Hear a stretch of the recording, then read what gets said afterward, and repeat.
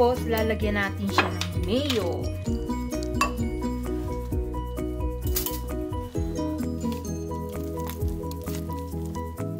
Mayonnaise. Udurugin natin siya sa mayo.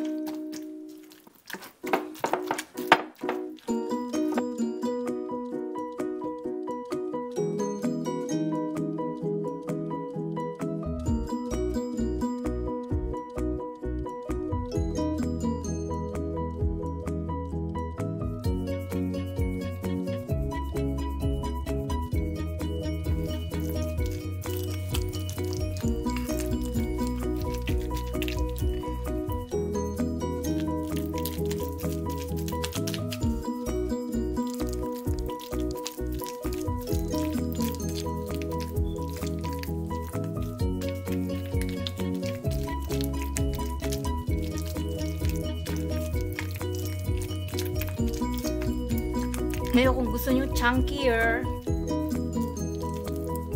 huwag nyo masyado siyang dudurugin kung gusto nyo chunkier.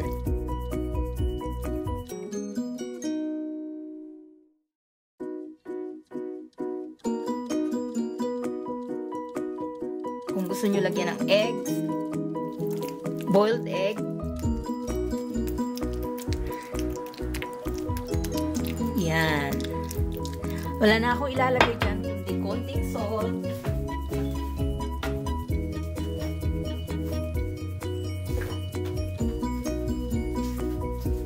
Salt and pepper. Ito, pepper tsaka salt. Yan, konti.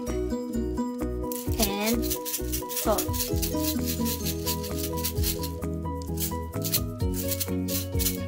Yun.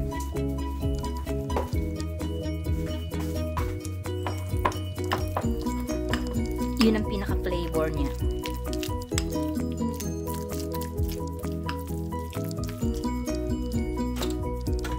Ayun.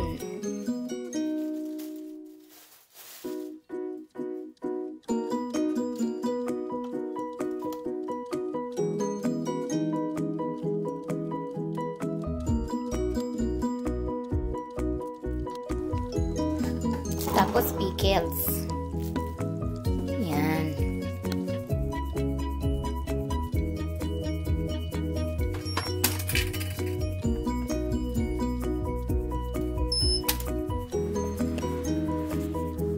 At ito naman yung bread. Buttermilk ang ginamit ko. Hihiwain naman natin yung pickles.